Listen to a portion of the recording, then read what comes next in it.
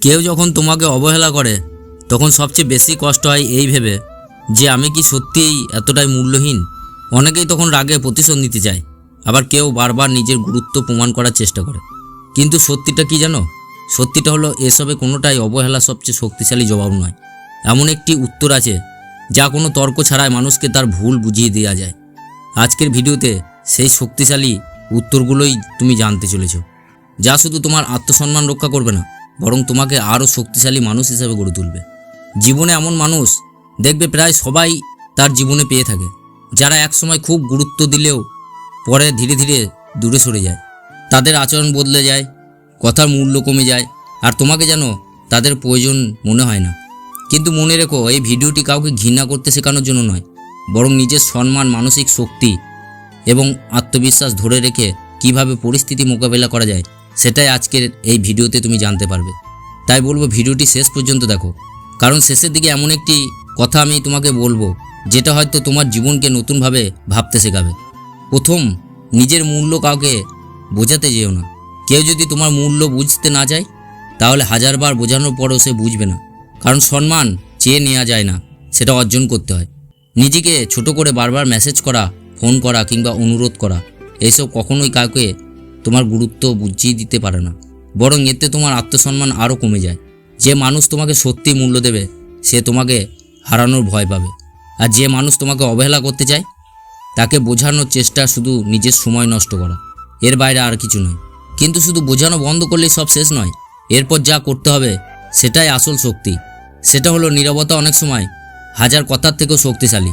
সব প্রশ্নের উত্তর মুখে দিতে হয় না, অনেক সময় নীরবতায় এমন একটি উত্তর যা মানুষকে নিজের ভুল নিয়ে ভাবতে বাধ্য করে। যখন তুমি প্রতিটি অবহেলার জবাব দিতে ব্যস্ত থাকো তখন তুমি নিজের শান্তিটাই হারিয়ে ফেলো।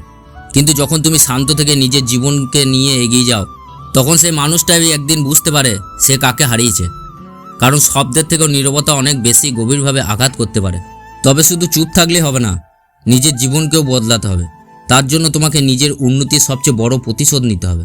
আর সেটা করতে গেলে তোমাকে নিজের উন্নতিকেই সবচেয়ে বড় প্রতিশোধের হাতিয়ার করতে হবে। যে মানুষ তোমাকে অবহেলা করছে তাকে হারানোর সবচেয়ে সুন্দর উপায় হলো নিজের জীবনকে আগের চেয়ে আরও ভালো করে তোলা। নতুন কিছু শেখো, নিজের শরীরের যত্ন নাও, নতুন দক্ষতা অর্জন করো, নিজের কেরিয়ারের দিকে মন দাও। একদিন যখন সে দেখবে তার অবহেলা তুমি ভেঙে পড়োনি, বরং আরও শক্তিশালী হয়ে উঠেছ, তখন সেটাই হবে সবচেয়ে বড় উত্তর। সফল মানুষদের কখনো নিজের গুরুত্ব প্রমাণ করতে হয় না, নিজের কাজই তাদের পরিচয় হয়ে দাঁড়ায়। কিন্তু আরও একটি ভুল অনেকেই করে, যেটা তাদের আরও কষ্টের দিকে ঠেলে দেয়। সেটা হচ্ছে যার কাছে তোমার মূল্য নাই তার পেছনে দৌড়ানো। জীবনের সবচেয়ে বড় ভুলগুলো একটি হলো যে মানুষ তোমাকে গুরুত্বই দেয় না তার কাছ থেকে ভালোবাসা বা সম্মান পাওয়ার জন্য বারবার চেষ্টা করা। একবার ভেবে দেখো, যদি কাউকে সব সময় তোমাকেই খুঁজতে হয়, সব সময় তোমাকে আগেই যোগাযোগ করতে হয়, সব সময় তোমাকেই সম্পর্ক বাঁচানোর চেষ্টা করতে হয়, তাহলে সেই সম্পর্কের ভার কি শুধু তোমার একার? যে মানুষ তোমার উপস্থিতির মূল্য বোঝে না সে তোমার অনুপস্থিতির মূল্য সহজে কি বুঝবে? বুঝবে না। তাই কখনো এমন মানুষের পেছনে নিজের সময়, সম্মান আর মানসিক শান্তি নষ্ট করো না। মনে রেখো, যে তোমাকে হারানোর ভয় পায় না তাকে ধরে রাখার জন্য নিজের আত্মসম্মান হারানো বুদ্ধিমানের কাজ নয়। তবে শুধু দূরে সরে যাওয়াই যথেষ্ট নয়, নিজের সম্মানটাও শক্ত করে ধরে রাখতে হয়। তাই আত্মসম্মানই হোক তোমার সবচেয়ে বড় শক্তি।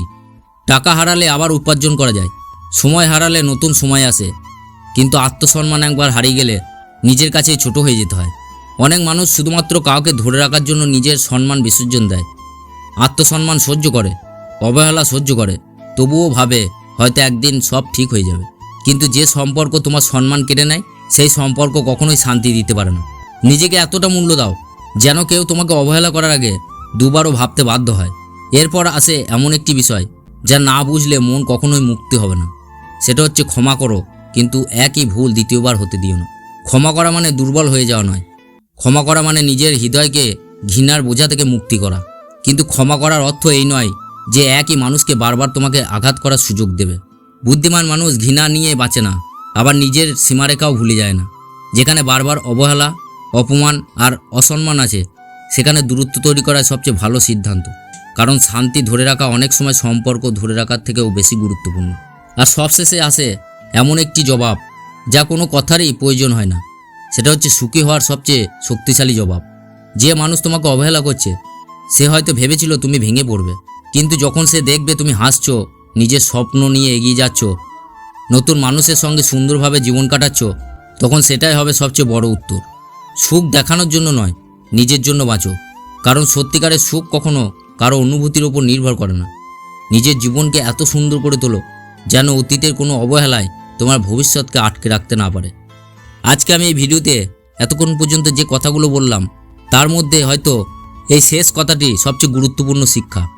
সেটা হলো, অবহেলা তোমাকে ভাঙতে নয়, শক্তিশালী করতে আসে। জীবনে প্রতিটি কষ্ট একটি শিক্ষা।